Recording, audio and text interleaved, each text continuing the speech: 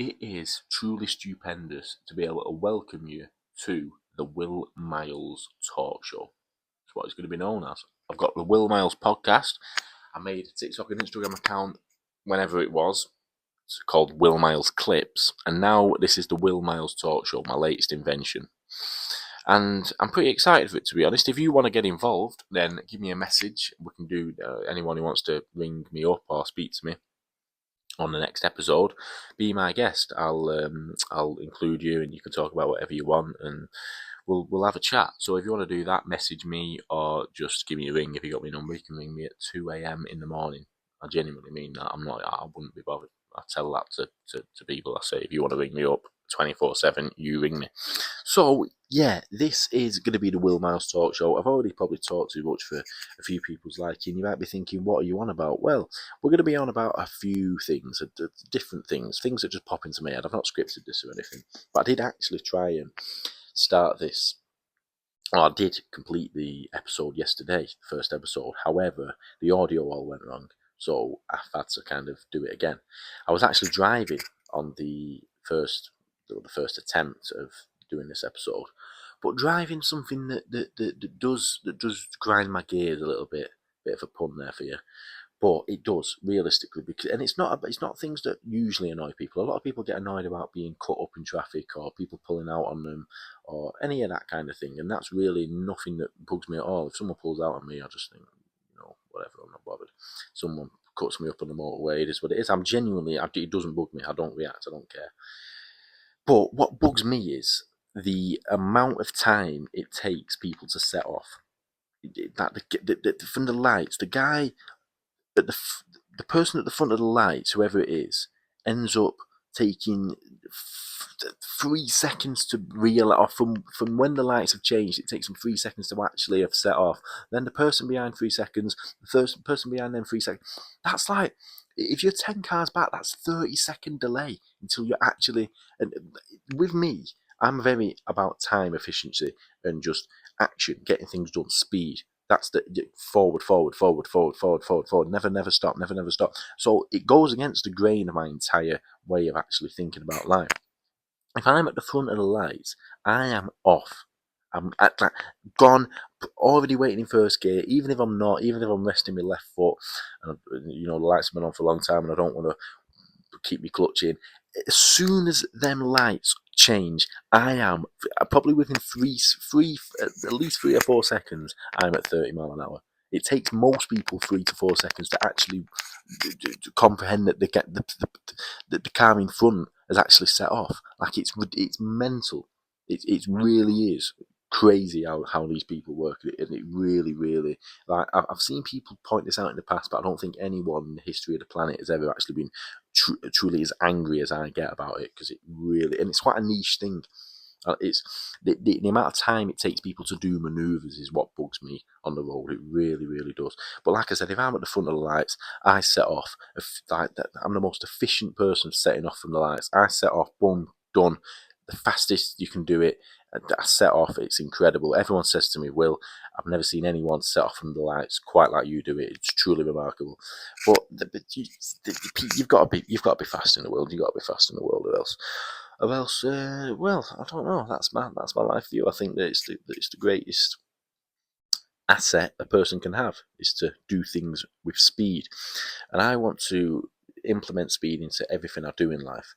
I'm permanently thinking of different things, But my brain's like an overflow of, like, say you got a litre of milk and you poured it into a half-litre glass, and then you got another litre of milk and poured it into the same glass and the same glass. Imagine my thoughts for the day are 8,000 litres of milk. Like, it's just ridiculous. I'm just permanently pouring more and more and more liquid into the glass. But the glass, even the size of my brain, it's a pretty big glass. If you were to compare my brain to the glass that the liquid is getting poured into, that are my ideas, it would be one of the biggest glasses ever. But realistically, it still can't comprehend the thoughts that I have. I'm trying to note them down in my phone and then write them down in a diary and then, have them there. My thoughts just escape me because I'm permanently thinking of some way to find a pot of gold. And I think, in fairness, that's why I'm probably misinterpreted by a lot of the populace. I think that people really don't understand my way of viewing things. I've always thought that. I've always also looked at people and thought, you know what, most people have this understanding of the world that I really don't have. Like this overall kind of camaraderie and togetherness that most people have. And I really don't have that. I really feel like I'm one on my own within my own thoughts. And obviously everybody is, but I think a lot of people find joy and connection and happiness within normal things like going down the pub or having a girlfriend or having friends and stuff like that. And that really doesn't mean anything to me. I just want to work and create an absolute legacy. And I don't really like using that word because a lot of people use it, you know what I mean? I don't want to be like everyone else, but the legacy is actually the correct word. Because it isn't purely about money for me. If you said to me you've got £100 million in the bank, but no one knows who you are and you don't drive a fast car, it doesn't really mean anything. So it's the image and it is an ego, I suppose. I think I am fueled by a big idea of myself that I should be something that is incredible. But it's not an arrogance thing because I'm not. It's not in an entitled way. I don't believe that it should be given to me, but I do believe that I'm different and I'm not. Do I believe I'm special? Probably. Do you know what I mean? No, you know what I mean. I think that I am like the best, even though like the world hasn't caught up yet. So we'll keep moving and we'll keep talking in this microphone and we'll keep doing podcasts, going to different countries. That's another point as well. I want to go to every country in the world. I've kind of looked at the world and thought, right, realistically, most people don't go to every single country in the world in reality. So if I do that, at least that's a little bit of an achievement. I want to get that done by 30. Don't know whether that'll happen or not. Don't want to make it my life goal because, well, why would I? Because when I can get more done. But in fairness, I'll be honest, I'm 19, I've been to 28 countries, and when I look back on my life, I kind of think, like, my life's been pretty crazy. Like, when I look back, I have lived quite an exceptional life, even for a 19-year-old. Like, the things I do, a 19-year-old from Bury, most over 19-year-olds from Bury haven't done it.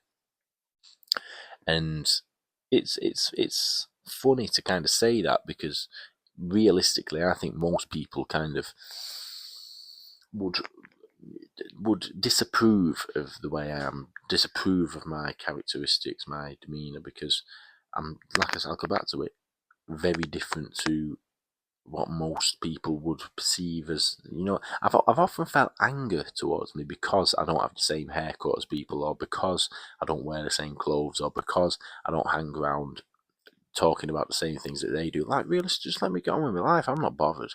I don't care what why would I care?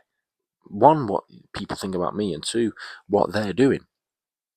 In reality, it doesn't matter, but people really seem offended by me sometimes. Like, why is he not like us? Like, they can't deal with it. It's funny, but I just carry on. I'm not bothered. I'm really kind of detached from the way people perceive the world and the way that people actually think and feel about things, because I've just always I felt detached from it in the beginning, but what you got to realize is when you go through your life, and probably most of my life now, I felt like I'm slightly different to others.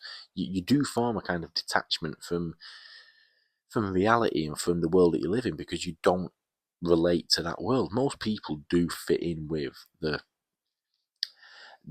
say the world is, or say life is like a train, and most people are on that train. And most people fit in that train. They think, "Oh, the train's all right," but as soon as you get off that train and you start running down the side of the tracks, you become different. You become what's the word? Astray from everyone else. But that changes you because you end up adapting to a different style of life, and that's what I've done. I've got a very, very unique life for a 19-year-old. I didn't go to college. I left school, left high school at 15, and then pretty much I was just working from when I was 15, doing YouTube, doing music. I went travelling, trying to create vlogs and make a career out of that. which was again interesting because even when I went travelling, or even when I have gone travelling, I've never gone travelling just for the experience of it. I've gone travelling for the accomplishment of going to realistically in the future before I'm 30. I'll have been to every country in the world. I'm hoping so. I believe that. But I've gone to try and make money, to try and build my image, to try and gain experience and be able to say, I've been here, I've been there, I've done this, I've done that. I don't go travelling. I don't see the point in holidays or going away travelling just to, make memories or have fun. That doesn't interest me in the slightest. I don't value that at all. So that again, even when I've been travelling and I've met people travelling, I don't even relate to them. It's funny, it's funny. If I could create myself a best mate or a brother or someone who was exactly like me, I think I'd have took over the universe a long